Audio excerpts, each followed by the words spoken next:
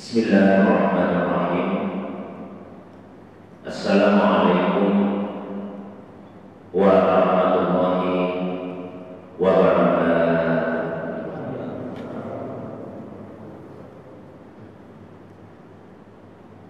Alhamdulillah rabbil alamin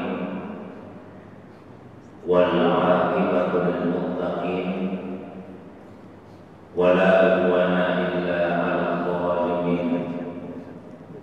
Wassalatu wassalamu ala sayyidil awwalin wal akhirin, sayyidil anbiya'i wal mursalin, sayyidina wa habibina wa syafi'ina wa maulana Muhammadin wa ala alihi wa ashabihi wa ala man taba'an nur alladzi unsila ma'ahu ila yaumiddin, amma ba'd. Bapak Ibu hadirin sekalian, jamaah subuh yang semoga dirahmati dimuliakan oleh Allah Subhanahu wa taala. Alhamdulillah, segala puji tentunya hanyalah miliknya Allah Subhanahu wa taala semata-mata. Dialah Allah yang telah menciptakan seluruh makhluk, termasuk manusia di dalamnya, lalu menyempurnakan penciptaannya.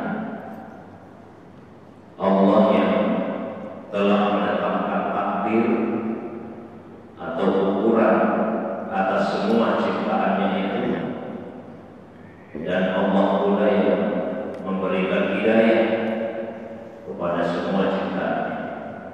Semoga Allah Subhanahu wa taala juga memperindah akhlak kita sebagaimana Allah telah menyempurnakan bentuk fisik kita. Salawat dan begitu pula salam semoga senantiasa Allah curahkan kepada kekasih kita Rasulullah Muhammad sallallahu alaihi wasallam, begitu pula kepada keluarga, para sahabat dan juga pengikutnya yang senantiasa istiqamah menghidupkan sunnah Nabi sallallahu alaihi wasallam dalam berbagai aspek kehidupannya.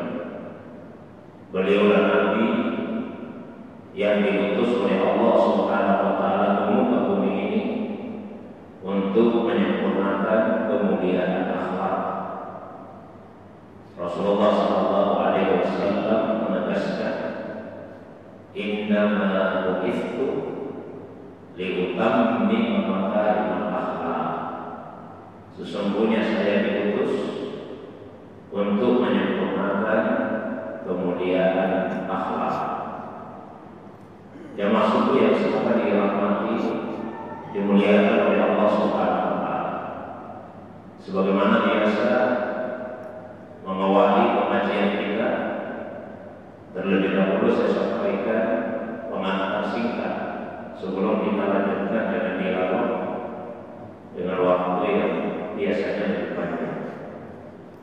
Untuk pengantar kajian kita di subuh ini, saya bacakan sebuah hadis yang terdapat di dalam kitab Sunan At-Tirmizi dan juga sebuah hadis yang terdapat di dalam kitab Sunan Abi Dawud. Kedua hadis ini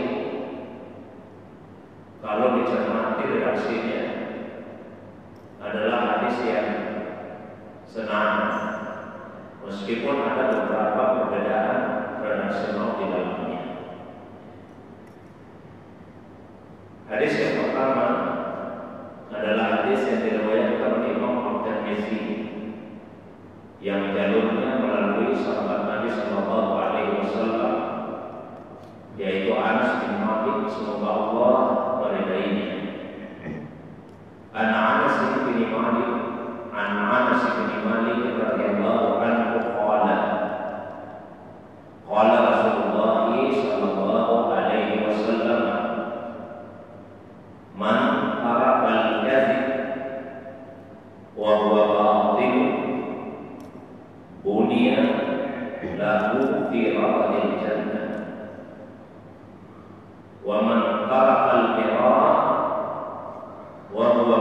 pun bunya lahu fi wasatiha wa man hassana khuluqahu bunya lahu fi a'laha rawahu Tirmidzi. Yang artinya dari Anas bin Malik semoga Allah meridainya, dia berkata Rasulullah sallallahu alaihi wasallam pernah bersabda, barang siapa yang menjauhi atau meninggalkan dusta dan dia dalam kebaktian dibangunkan untuknya sebuah istana di pinggiran surga. Dan barang siapa yang meninggalkan perdebatan meskipun dia adalah orang yang benar, maka akan dibangunkan baginya sebuah istana di pertengahan surga. Dan barang siapa yang memperindah akhlaknya, dibangunkan baginya istana di bagian paling atasnya surga.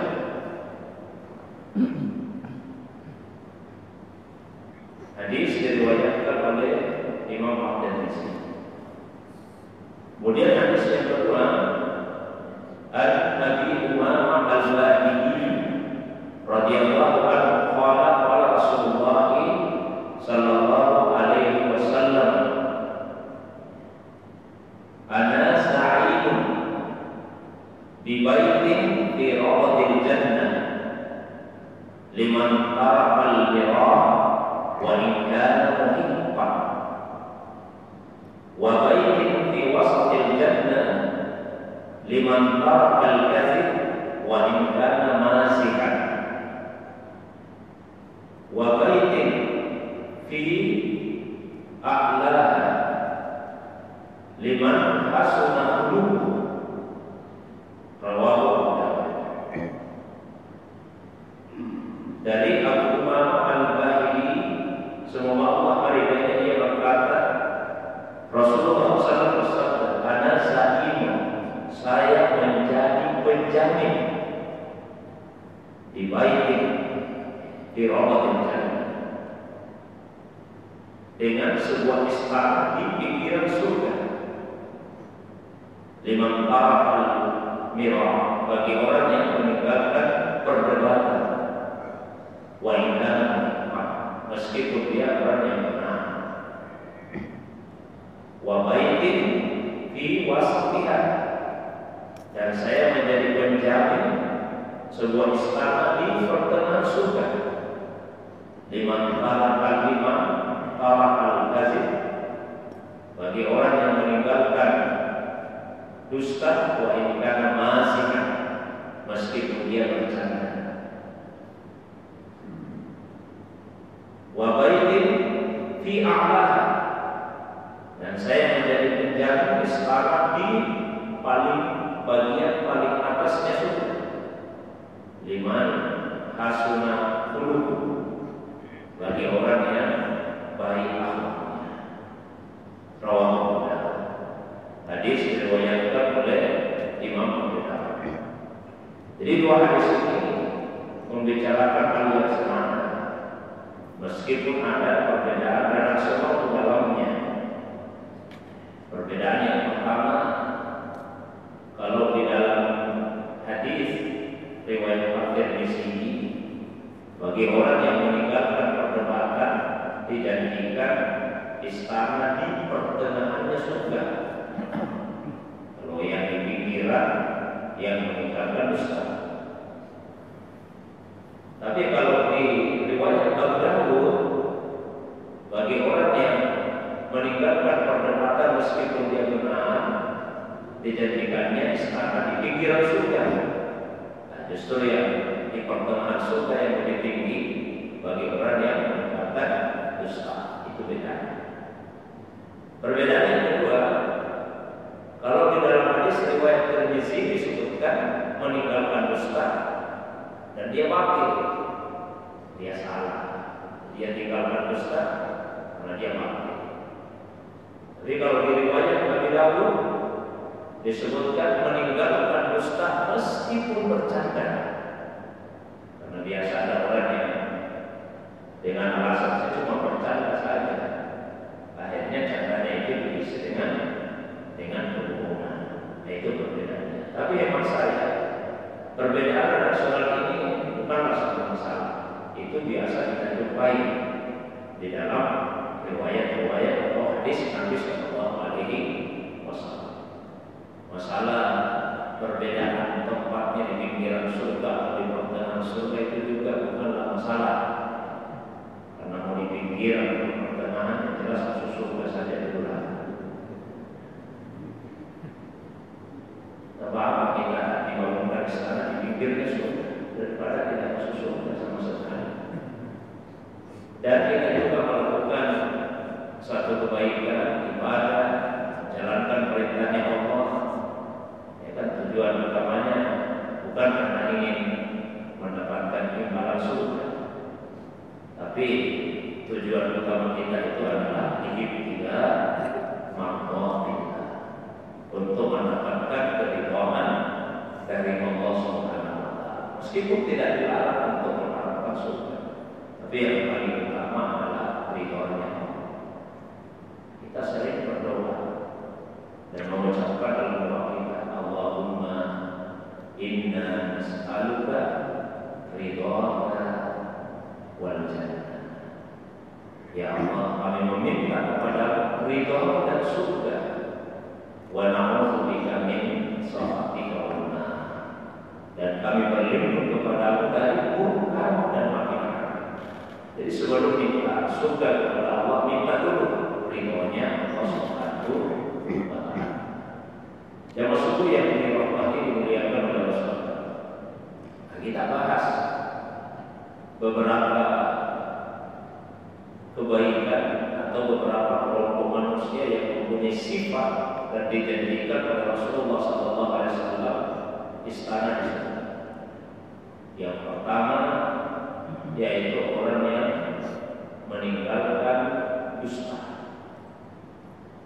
Di riwayat Tirmizi, karena dia patuh. Di riwayat Abu Dawud, meskipun dalam canda. Dusta itu adalah pintu gerbang dari semua perbuatan dosa. Gerbangnya dosa itu dusta. Sehingga di hadis Nabi mengingatkan, iyyakum kadzib fa innal kadziba yahdi ilal fujur wa innal fujura yahdi ilan nar. Jauhi dusta. Karena dusta itu akan mengantar kepada fujur, kepada banyak perbuatan dosa. Wa innal fujura yahdi ilan nar. Dan dosa itulah yang akan menjerumuskan masuk ke dalam api neraka.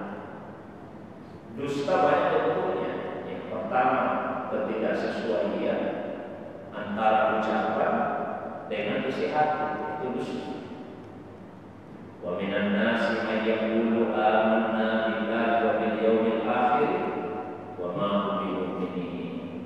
Sebagian manusia ada yang mengucapkan dengan lisannya, dia ucapkan dengan lisannya, kami beriman pada Allah, iman kepada hari akhir. Wa ma hum bimu'minin, tapi sebetulnya mereka bukan orang yang beriman karena hatinya tidak. Jadi ada ketidaksesuaian antara ucapan lisan dengan isi hati. Bentuk dusta yang kedua, ketidaksesuaian antara ucapan dengan tindakan dengan perbuatan. Dan yang ketiga, bentuk dusta itu adalah melanggar perintahnya Allah. Itu dusta yang terbesar. Kalau kita menyelisihi, menyalahi perintah-perintah Allah Subhanahu wa taala, maka kita telah berdustai Allah Subhanahu wa taala. Maka di dalam Al-Qur'an di awal surah Al-Baqarah itu disebutkan orang-orang yang munafik disiksa karena apanya? Walahum adzabun alim bima kanu yakdzibun. Bagi mereka itu siksa yang disebabkan mereka berdusta. Allah tidak sebut dosa-dosa mereka disiksa karena dustanya. Tidak disebut dosanya yang lain, sifat buruknya, tapi dustanya yang dibentuk. Oleh karena itu, hindari dusta dan bohong. Tapi juga merinci di dalam hadis, ciri orang munafik ada 3. Yang paling pertama, kalau dia berbicara dia berdusta. Yang menarik tadi di dalam hadis riwayat Abu Dawud disebutkan wa in kana nasihan, meskipun dia bercanda. Jadi tidak boleh berdusta dalam canda sekalipun. Nabi SAW mengingatkan wailun lilladzi yuhadditsu fayakdzib liyalhaqa bihil qaum. Kecelakaan besar atau neraka wa'illah bagi orang yang berbicara lalu dia dusta dalam ucapannya. Liyalhaqa bihil qaum, hanya karena ingin membuat orang tertawa. Dan biasa orang tiba-tiba datang lalu cerita yang heboh-heboh, semua orang kaget, tawa-tawa. Tiba-tiba di ujungnya menyatakan, saya cuma bercanda. Ini tidak disukai oleh Nabi SAW. Yang lebih parah lagi kalau dusta dalam bentuk canda itu dilakukan di atas mimbar, dalam ceramah-ceramah. Kadang-kadang ada orang yang ceramah, isi ceramahnya cerita-cerita dusta, karena tujuannya hanya ingin membuat pendengarnya tertawa. Itu dilarang keras oleh Nabi SAW. Nabi tidak melarang kita bercanda, yang dilarang berdusta dalam canda sekali. Kalau bercanda itu boleh dalam agama, Nabi pun kadang-kadang bercanda. Tapi ada etika. Satu, kalau bercanda tidak boleh dusta. Yang bisa wala yaqulu illa haqqan. Nabi itu yang sah, kadang-kadang bercanda. Wala yaqulu illa haqqan. Tapi tidak pernah beliau mengucapkan sesuatu dalam canda kecuali yang benar. Tapi bercanda saja jujur. Yang kedua, tidak boleh berlebihan. Boleh bercanda tapi jangan berlebihan. Ulama kita mengumpamakan al-misahu fil kalami kal-milhi fit ta'ami. Bercanda dalam pembicaraan itu seperti garam pada makanan. Kalau ibu-ibu misalnya masak, tidak ada garamnya dan hampa rasanya. Tapi kalau kebanyakan garam, ya nggak asin, rusak makanannya. Begitulah kita yang manusia. Seumur hidup, sepanjang waktu nggak pernah kita bercanda. Hampa kehidupan kita. Tapi kalau berlebihan canda, rusak kehormatan diri kita.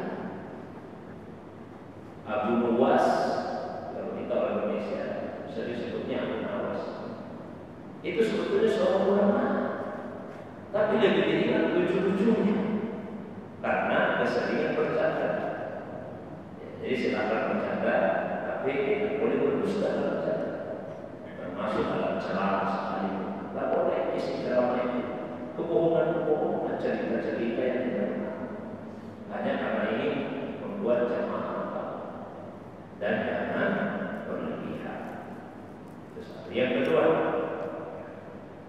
hadis tadi baik riwayat Tirmizi maupun riwayat Abu Dawud menunjukkan kepada kita untuk meninggalkan perdebatan meskipun kita benar.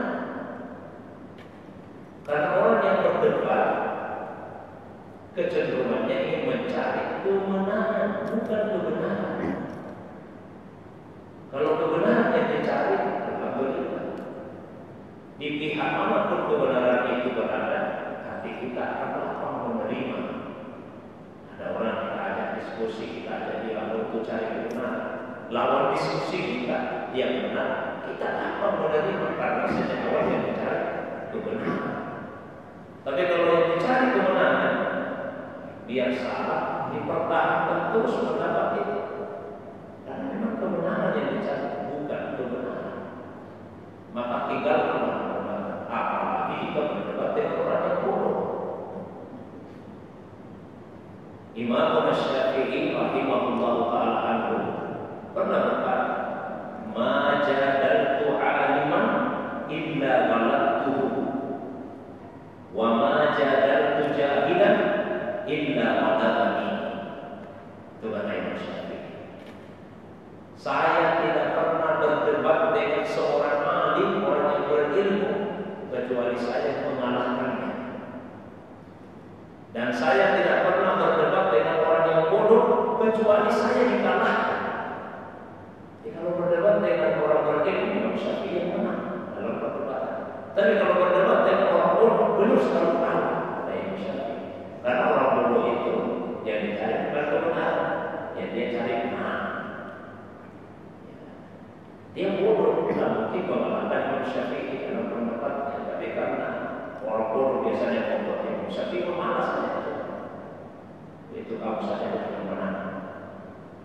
Maka hindari perdebatan, terutama dengan ilmu.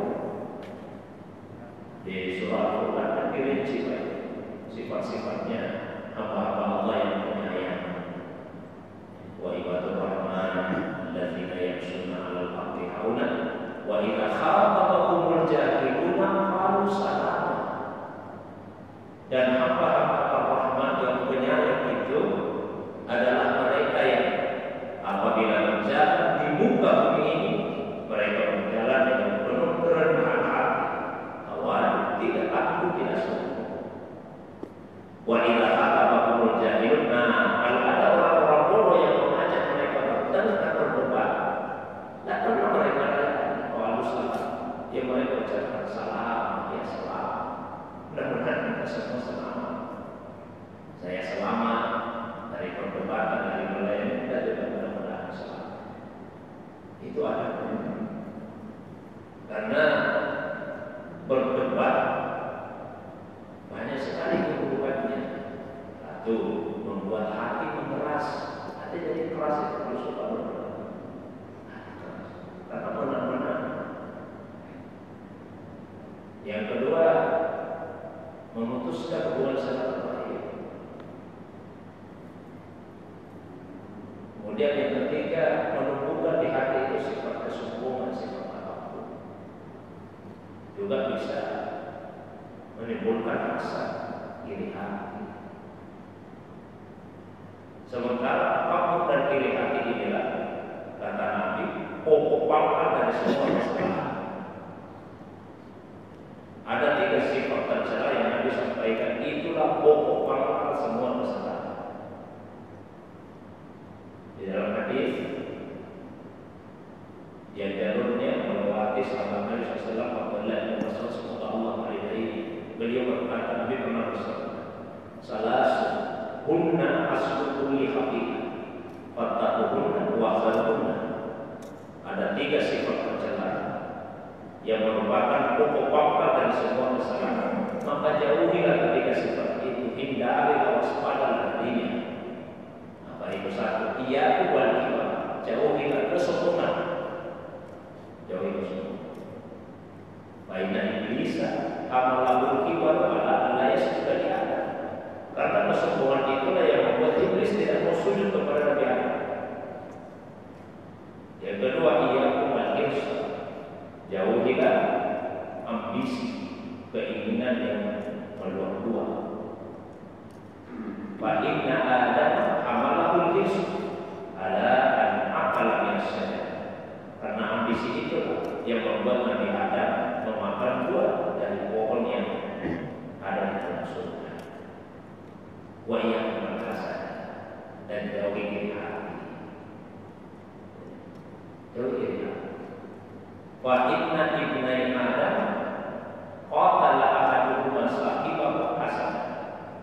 Karena kedua putranya Nabi Adam alaihissalam, salah satu dari keduanya membunuh saudaranya, ini disebabkan iri hati.